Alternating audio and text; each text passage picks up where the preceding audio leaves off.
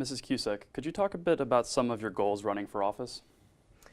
My goals in running for county commission are several-fold. I am, by nature of what I do every day, am a fiscal conservative and a numbers person. I think it's very important that we keep an eye on tightening our budget, just like I would do at my home or like our citizens do in their own homes. It's important to watch every taxpayer's dollar like it was your own. And that's the first thing I think that is vitally important. We unfortunately can't do everything for everyone, but we certainly do need to have ourselves in a position where that we can make sure that we have enough money to have good schools and to keep us safe. That's what our citizens want more than anything. So the fiscal responsibility and the numbers and the budgeting process is a very high priority for anyone's role as a county commissioner. Mm-hmm. How does your background in finance help you running for county commissioner? My background in finance has kind of put me in one of those places at this point in my life where I know I'm exactly in the right place at the right time. That's a really, really good feeling. All the background that I have a math degree, I have a teaching background. I taught math and physics to nuclear power plant operators. I have a public relations background. I've done a lot of public speaking and educating, and all of those things together prepared me for my encore career, which was as a financial advisor and is still in Wilmington. We came here 16 years ago after not knowing one person in all of Wilmington.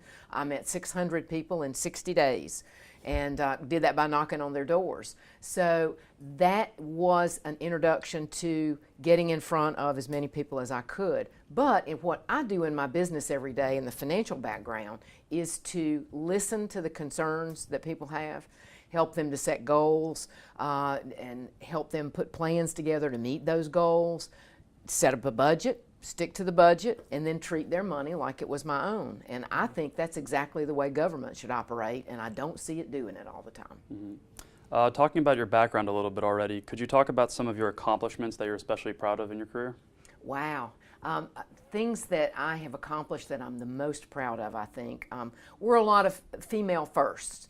I was one of the first women that ever dressed out and went into nuclear containment buildings when I worked at Duke Energy. I helped to train and license the very first female nuclear power plant operator that Duke Energy had. I spent most of my career as being a female in a man's world, and that's okay. It's always been really good. Was very honored to have been a Rotarian for a number of years. I was the first female Rotarian in the Seneca, South Carolina Rotary Club, and I'm a Rotarian still today. Since I've been in Wilmington, I've served on numerous nonprofit organizations. I was chair of the Heart Ball one year. But one of the things that I've probably been the most proud of in my career life was serving for the last 5 years on the Cape Fear Public Utility Authority and being its first female chair for 2 years running. Mm-hmm. Could you tell me a little bit about some of the challenges of the campaigning process in New Hanover County? The campaign process is not for the faint of heart. There is nothing anyone can do to prepare you for the energy and the time and the organization skills that it takes to run a campaign. You have to plan, put plans together, put goals down, implement. You have to contact an awful lot of people. The name of any campaign is getting in front of as many people as you possibly can to let them know who you are and what you stand for and why they should support and vote you. And that takes time. So you do it like I did when I came to Wilmington. You do it one-on-one. Then you raise money and you do social media and you do TV advertising and billboards and radio and newspaper to broaden that reach of your message so that you can get it out to as many people as you can. And I believe that the challenges of campaigning at any level has to be the stamina that you keep up and taking care of yourself physically and mentally and everything else. And for me, I run my own business. I manage as much money as most community banks, and I do it pretty much by myself, and so that doesn't stop. I help 150 families every day with their financial issues, and so that, of course, comes first, and then the campaigning comes second. Mm-hmm. Several other candidates talked about the fundraising process and how that's difficult. Could you touch on that a little bit? Well, I think that if we're talking about the fundraising process, if you think about what I've done for a living for 16 years, it is basically introducing myself to people, explaining why I'm a good person to manage their personal finances, and then asking them for their money. Well, the campaigning process is not too much different from that, the fundraising, because it's making a list of who you need to contact, getting their phone numbers and their emails and everything else, and picking up the phone and calling them and telling them who you are, trying to get in front of them face to face, let them know what you stand for and what you bring to the election, and asking for their support, both financially and by voting for you. So it's not much different. I would spend my weekends during the primary and have, it's still today, have a loose leaf notebook, and I come to the office on Monday with at least 50 names and phone numbers and email addresses of people that I need to contact. Now, I can't tell you that I get in front of all those 50 people in a week, but what I can tell you that is what I try to do in the mornings, on Monday morning, is to call 30 people before I put the phone down and leave a message. And I've just been bowled over by the support and the response out of all the people that I've asked to support me, and it's been a bunch since December the 1st. I only had one that said no, and I think that's pretty incredible. Moving on a little bit, could you talk about the voter ID law conversation and if you think it'll affect voter turnout in the election?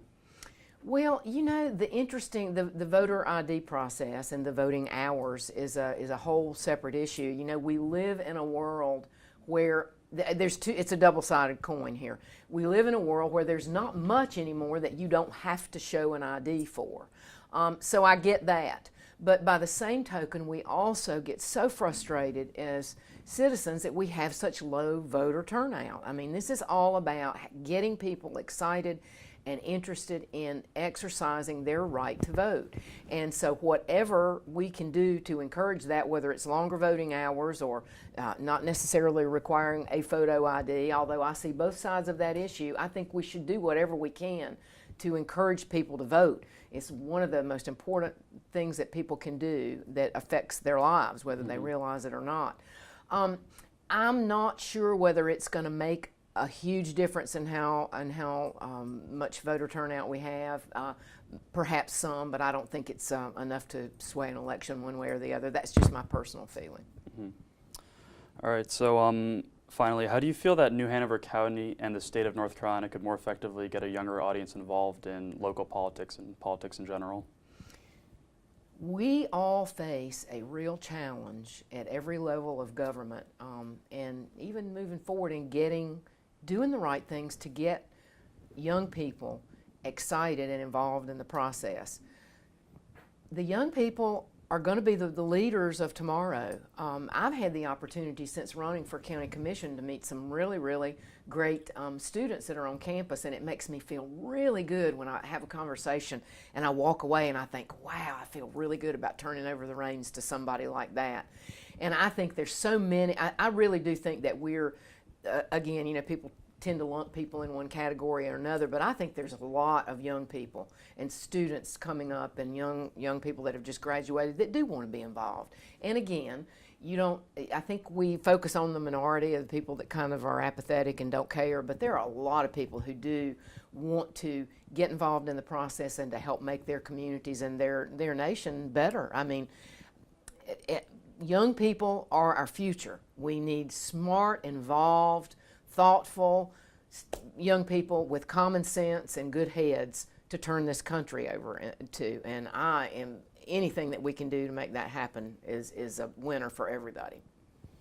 All right, well, that's just about all the time we have for today. Is there anything you'd like to add before we finish? I would just encourage everyone who watches the video to please research all of your candidates, see what they stand for in this day and age, go to their Facebook pages, go to their web pages, Patricia Kusek for Commission website, and then Patricia Kusek for Commission on Facebook. Watch our videos, do your research, talk to people, and then once you've made your decisions, also spread that word too so that you can, I would make a deal. I always, when I go to my fundraisers and events, I always tell people to pick 10. Everybody knows about the lottery. I think there's something in the lottery called Pick 10. And I challenge them to pick 10. If they like what they've learned about me, then go home to their own personal email list and tell 10 people that they saw someone they really think deserves their attention, and then ask them to forward that to 10 people as well. That's how things go viral, and that's how good things happen. All right, well, thank you so much for your time. Thank you.